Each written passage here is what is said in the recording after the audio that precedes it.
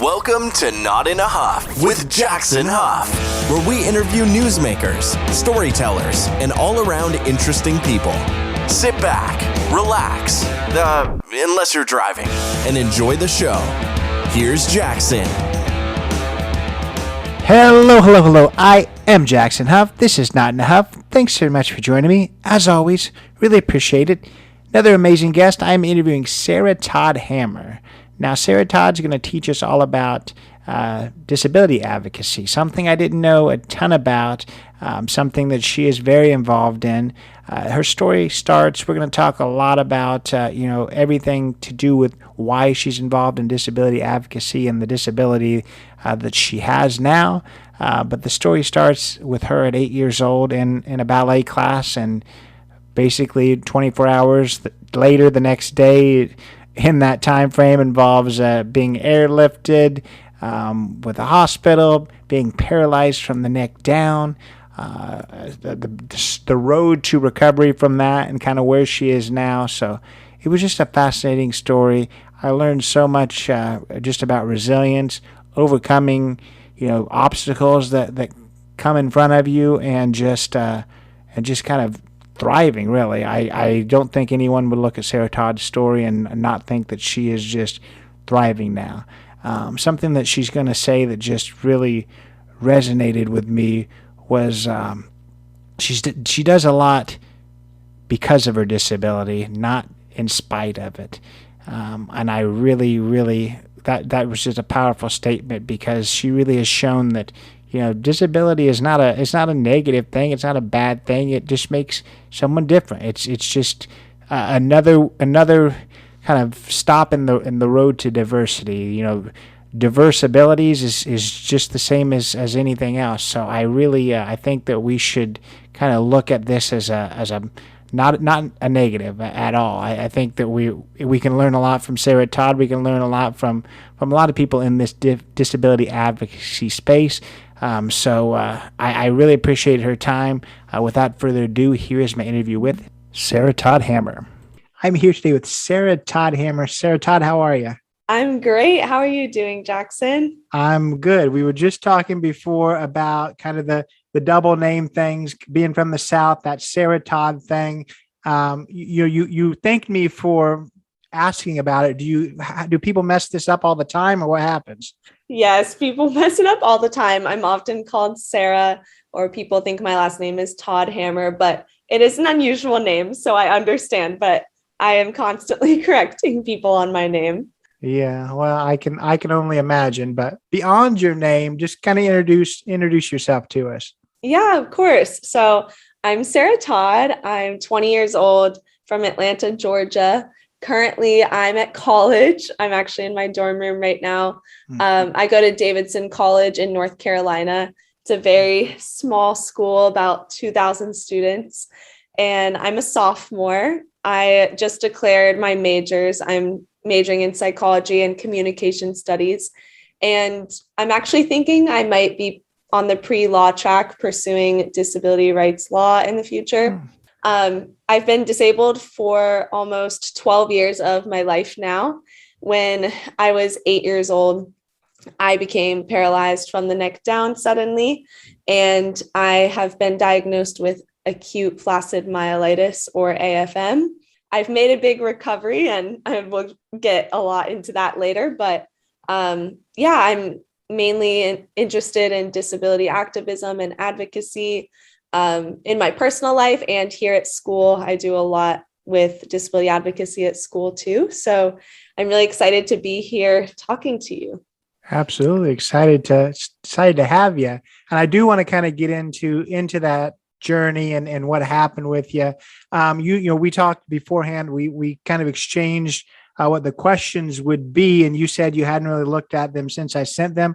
I hadn't looked at them since I sent them either. So I'm really glad that you said the condition, because I just have AFM. So I was hoping you were going to say it, because I was like, I have no idea what AFM is anymore. I remembered when I wrote it, but I don't know anymore. So tell me again what AFM is. Yes, of course. So AFM stands for acute flaccid myelitis.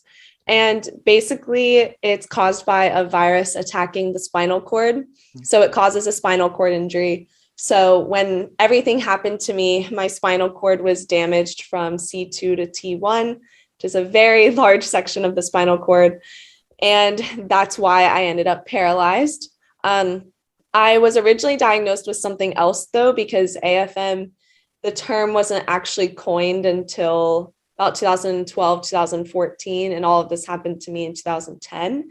So it's not a new condition necessarily, but it is being talked about more now, and a lot more research is happening and more cases are happening recently. So that's basically the gist of AFM. It's kind of related to polio when people talk about it. Like they often call it modern polio, but they are completely separate things, like totally different diseases. They're not at all related, but they do have some similarities. So it's often called modern polio, just so people can have like an idea of what it is. Right. Yeah. And I want to kind of get into, I'm sure that, the story that you've told a gazillion times by now, but we're talking about, that you were paralyzed, that you've made a pretty big recovery, but let's talk about exactly what happened. I believe you were in a dance class when things started happening. So what I guess what you're comfortable with sharing, kind of tell us a little bit about, the initial onset of everything. Mm-hmm. So yes, I was in dance class, and everything happening is completely unrelated to dance. It just so happened that I was in ballet class, and I just got a really excruciating like head and neck ache out of nowhere. And I was fine throughout the whole day until that happened. I'd gone to school like normal and everything.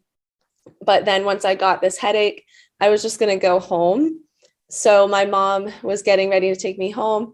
And on the way out of the studio, I reached down to just adjust my tights a little bit before we walked out, and my arms and hands just stopped working out of nowhere.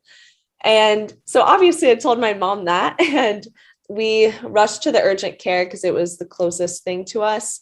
And then once we got there, like just a few minutes later, I couldn't walk, but I could still move my legs. I just couldn't walk. So my mom carried me in, and they flew me by helicopter to the hospital.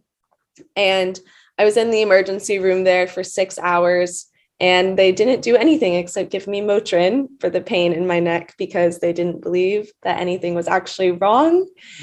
And then, my parents were pleading with the doctor for 6 hours to do something. Then we got sent home, and he said to come back the next morning if I wasn't better. And then the next morning I woke up and couldn't move my legs. So then we went back to the hospital by ambulance, and I was there for 2 months doing rehab and recovering. So that's kind of the gist of how everything actually happened in the beginning. Yeah, which is something for sure. I want to kind of talk a little bit more about that, but just kind of a moment of levity on something that's very serious. I've talked to quite a few people who have like a specific thing, that has made them kind of well known. And it's almost just like second nature, and it just rolls off the tongue. How much of that do you just have almost rehearsed, and you can just tell that story easy now? Like you're not even thinking about it anymore.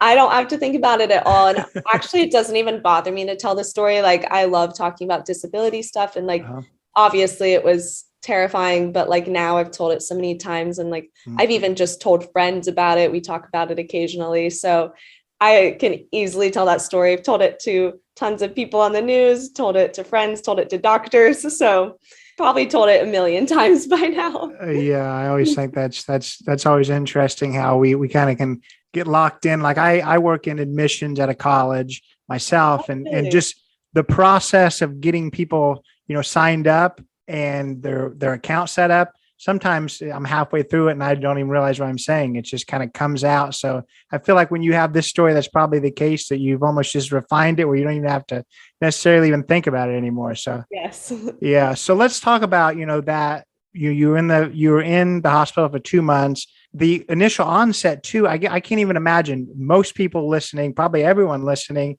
nothing like this has ever happened. Like what was going through your mind when you're like, I mean, people weren't believing you either, which has to be super frustrating. I mean, the craziest thing in the world is happening to you, and people are like, just take some Motrin, you'll be all right. What was your thoughts there? Well, since I was so young, I was only 8 years old. Mm-hmm. I felt like I could trust the doctor because I'd always been able to trust doctors. So when he said that I would be better in the morning, I was like, okay, well, I'll probably be better in the morning. And I remember being really excited when I woke up the next morning because I was like, oh, I'll be fine now because that's what the doctor said. Mm-hmm. But right when I woke up and tried to move and couldn't, I was like, well, obviously he was wrong. And I was terrified on the helicopter flight and in the ambulance on the way to the hospital the next day. And when they were running tests the next day, I was terrified of those. But even though I was scared throughout the whole experience, I kind of just remember like thinking everything will be fine. And even when I was in the intensive care unit for 12 days, I was watching like my dance videos from my dance company and thinking, oh, like I'll make it to the dance company auditions in a couple months. And like, I just kept looking forward to that and thinking that it was going to happen.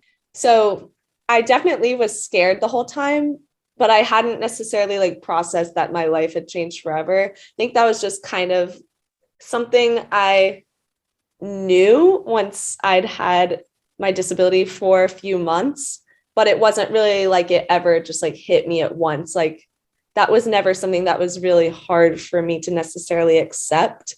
I feel like I kind of rolled with the punches pretty well. Like I had very difficult moments along the way, but yeah, I was just scared at the normal times, but also just kind of rolled with it.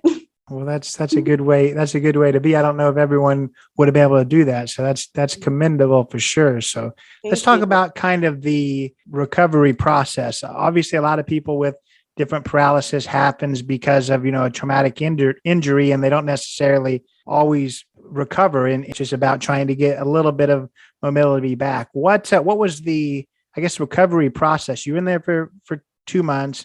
I want to kind of hear from the beginning, like, exactly what the paralysis was, if it was, how much of it, and then to what recovery you got to and where you're at now. Mm-hmm. Yeah. So I was paralyzed from the neck down. So pretty severe case. I never had to be on a ventilator, but I was in the ICU just because my lungs were weaker. So they wanted to monitor that. I had steroid treatment, but that didn't work. So then I had plasmapheresis, so like plasma exchange, and that seemed to help my legs. And actually, after the first treatment, I moved my big toe that evening. So I had 5 treatments of that, and that really seemed to help with that. And then after I had that, I moved to the inpatient rehab floor for about 5 weeks. And I just did therapy like all day, every day. So I practiced moving my arms, like with the therapist, like moving them for me, like playing games on the Wii. I practiced moving a manual wheelchair with my legs once I started to get movement back, which actually helped my legs get stronger. I remember riding like a bicycle around the hospital, like to get my legs stronger. And eventually I was able to start learning to walk with my therapist, like holding on to me. So I basically just had to do a bunch of therapy in the hospital and then out of the hospital for a long time too. And I was really lucky with the movement I regained in my legs. And then I ended up regaining a little bit of movement in my right hand and in some areas of my arms, but not like very many areas of my arms. And a lot of the movement I gained back in the hospital is like, that's basically where I am now. I've gotten a little bit stronger since leaving the hospital, but I didn't regain much in the months after that. So just hours and hours of therapy in the hospital, basically. Which I'm sure it was not an easy process either. You talked about how the infection is something that they only put a name on several years after it happened to you. What kind of, I guess, how prevalent is it? And then what kind of advancements have they made with it? Or what people that have had this infection since then, what kind of, things are they dealing with? Have they been able to make a lot of different advancements where it's not as big of a thing? Did you have a, more minor case, or talk a little bit about that? Yeah. So I was probably one of the earliest cases of AFM. The cases have been increasing about every other year since around this time. They started monitoring cases in like 2012, 2014, and that's around when the name was coined.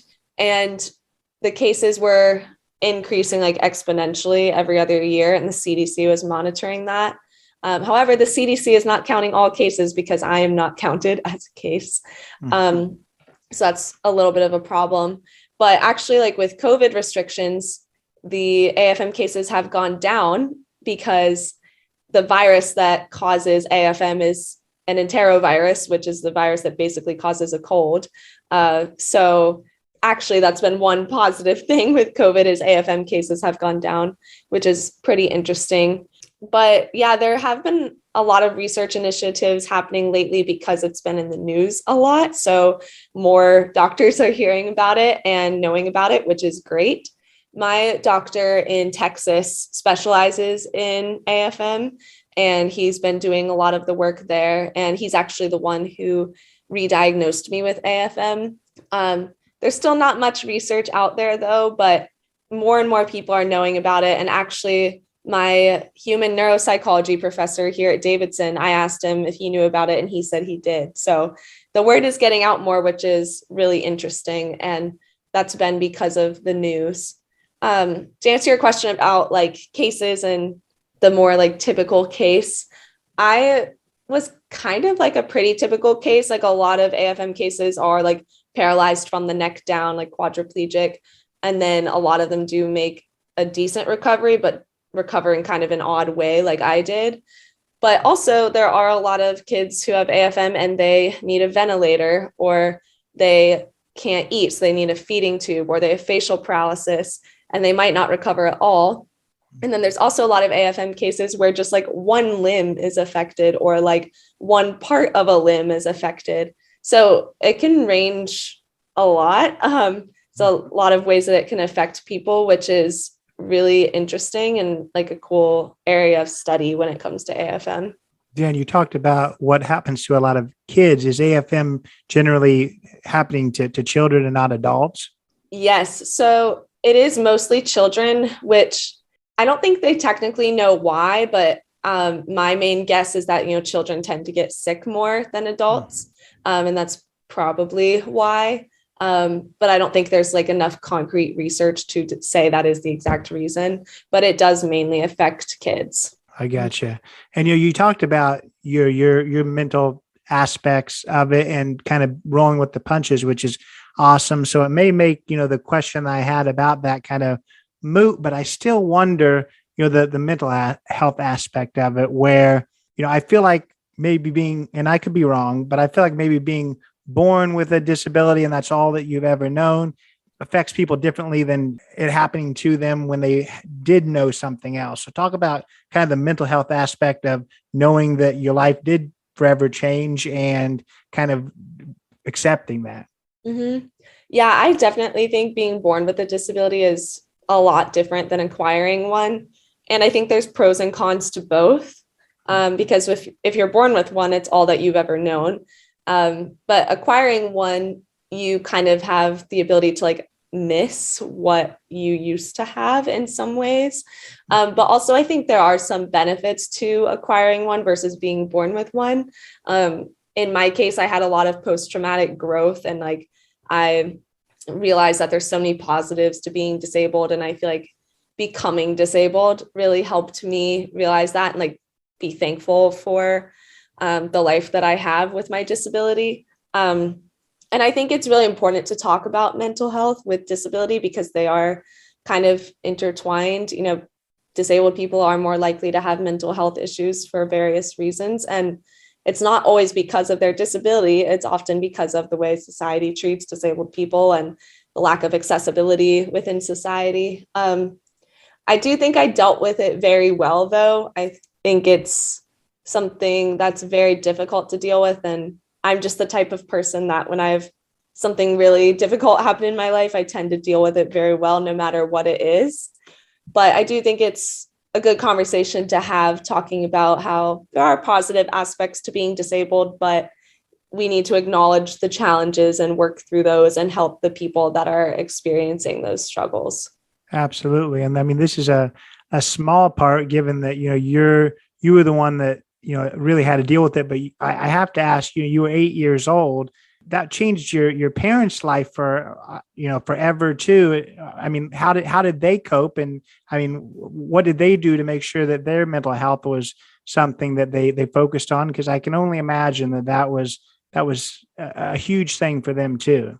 Yeah, it definitely was. And my mom and I were already close before everything happened, but it actually brought us closer together because I needed a lot of help with things like getting dressed and taking showers. And my mom was, of course, the one who helped me with those things. And even though it wasn't ideal to have her help me, it kind of gave us more time together, which was nice. And we took a lot of medical trips together to go see doctors. So we had that time together, and that was a really positive thing.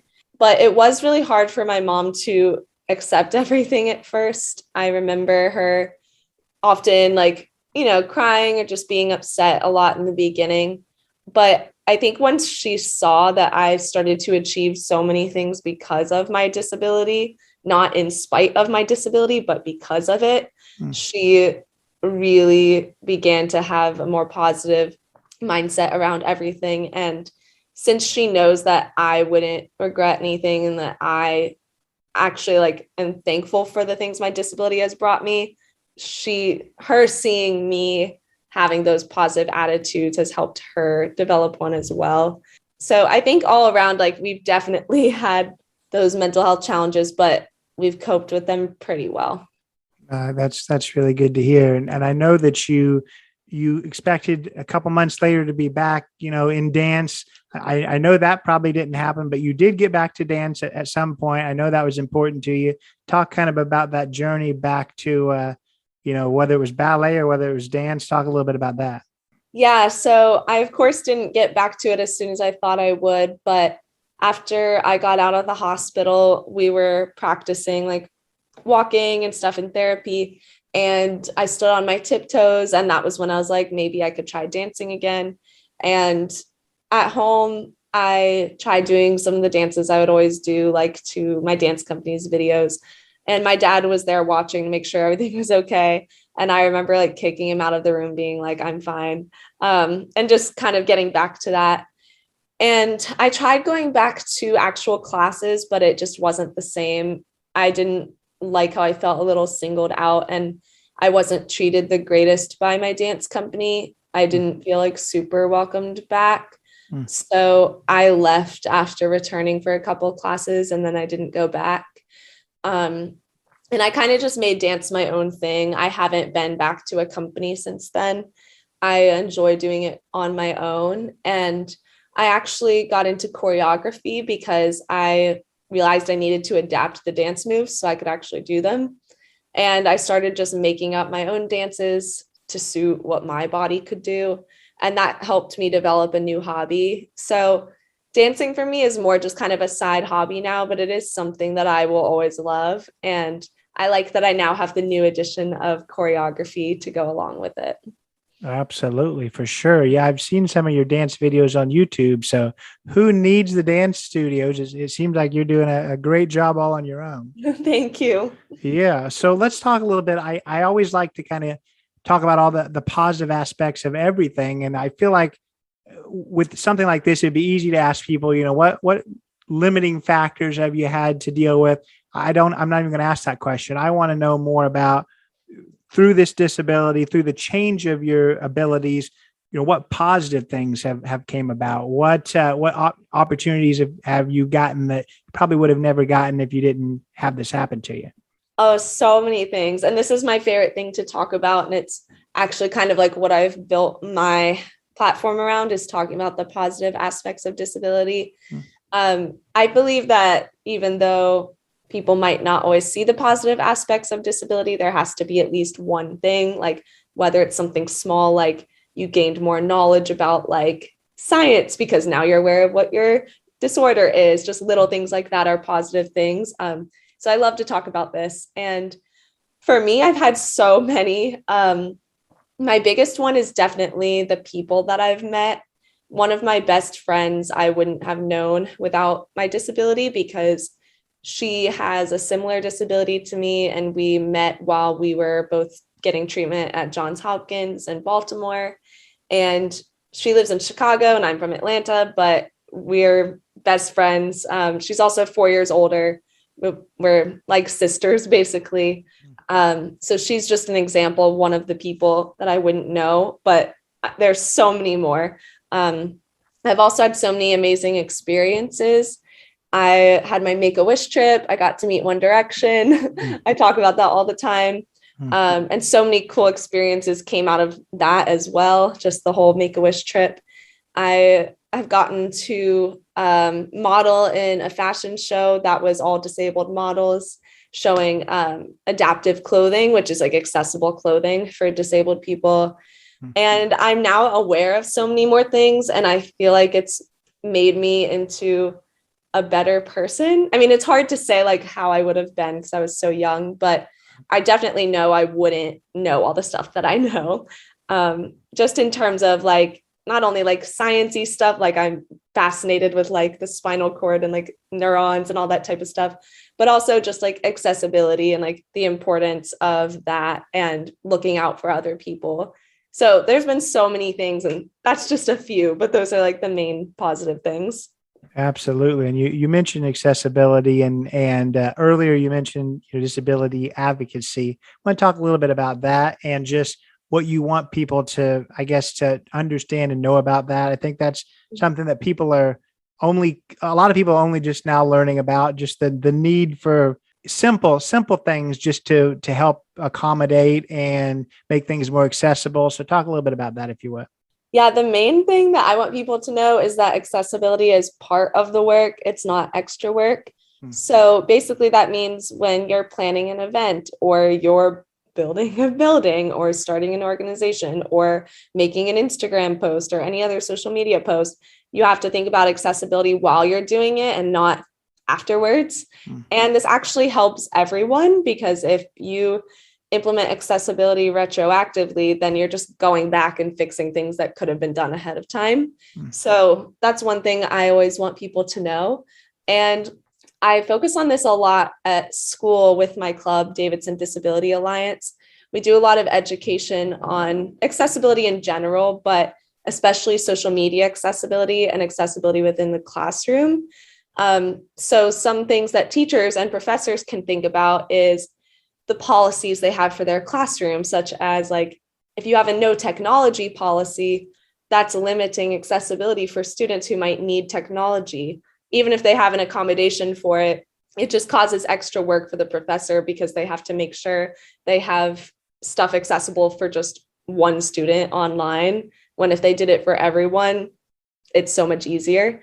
And in terms of social media accessibility, my club has been educating students on alt text, like for visually impaired people, and adding captions to videos for deaf and hard of hearing people. So there's so many different areas of accessibility, and I love talking about them, but the main thing is do it proactively, not retroactively. No, I like that a lot. I want to kind of talk about your books. You've written 3 books. Tell us a little bit about them, kind of a brief synopsis of the 3 and what people are going to learn if they pick those up. Yeah, so I have written a trilogy with my best friend that I mentioned earlier, Jen. She's the one that I met at Johns Hopkins. And we started this when we were both very young. I was 10 and she was 14.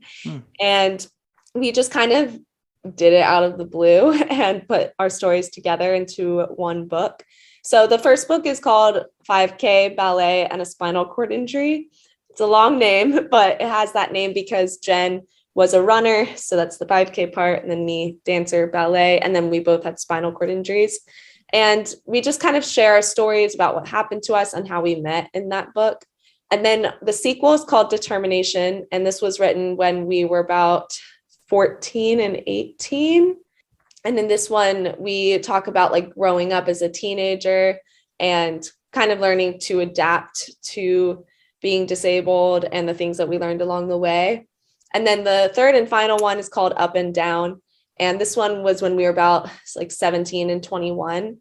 And this one focuses on like the ups and downs of being disabled and how we found the positive aspects in our lives and how we gained independence as we grew older into kind of young adulthood.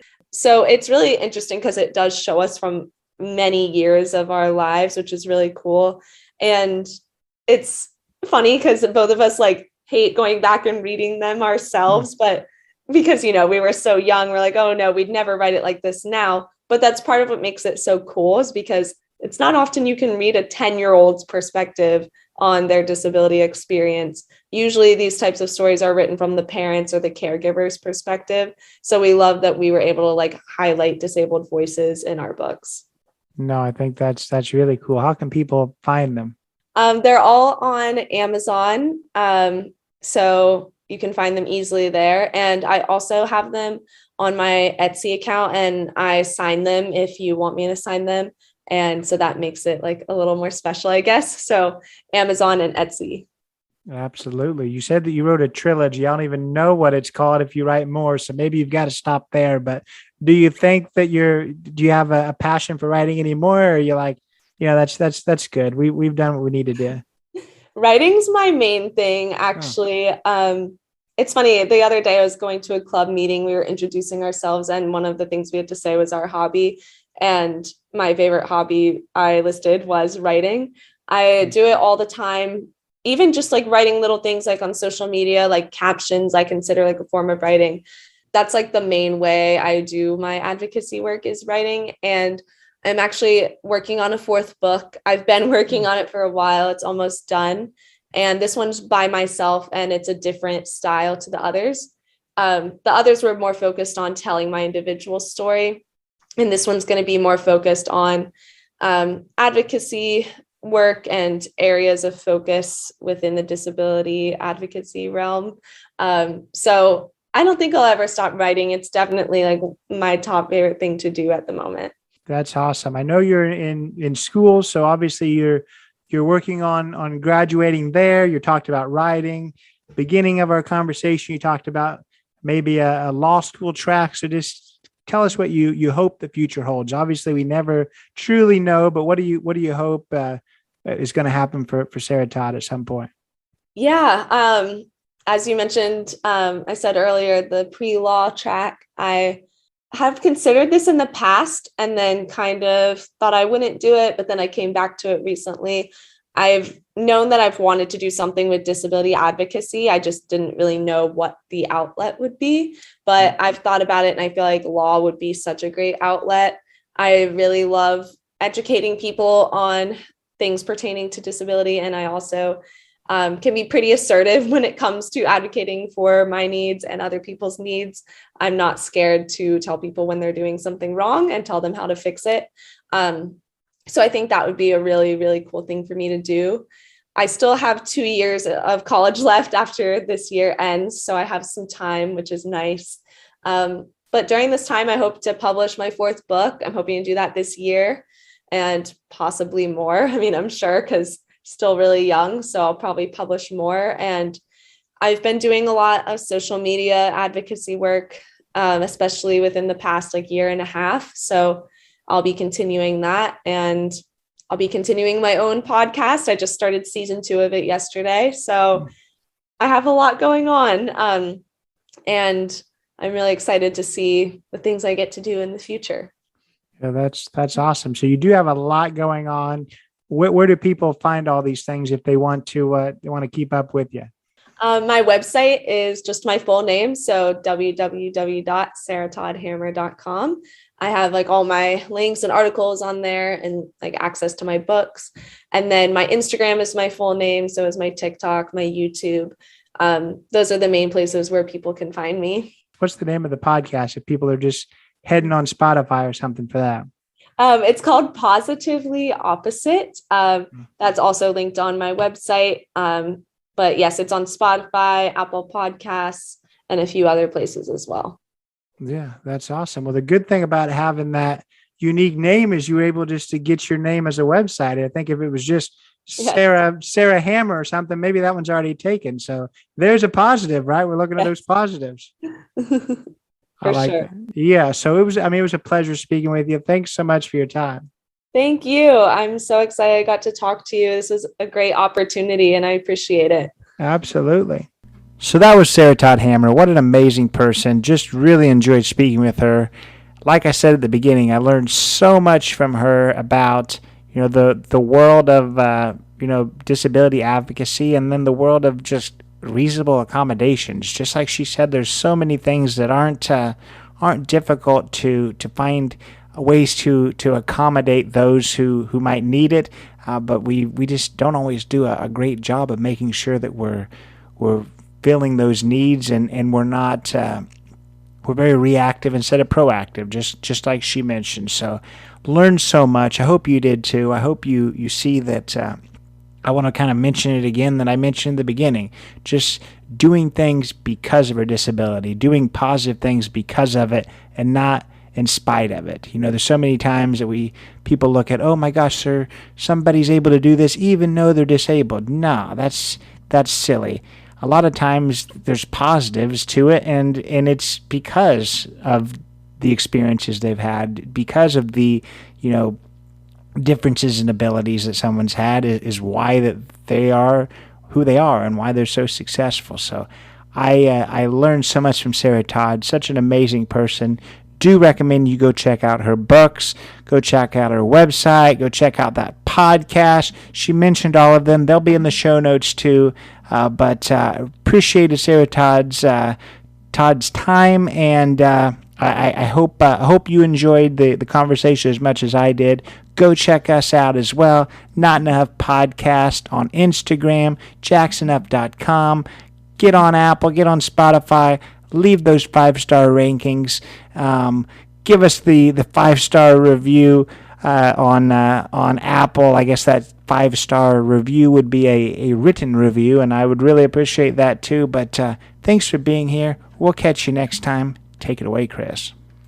This has been Not in a Huff with Jackson Huff. Thank you for listening. Be sure to join us next time, where we will interview another amazing guest who is sure to make you laugh or make you think. Or, hey, maybe even both. But until then, keep being awesome.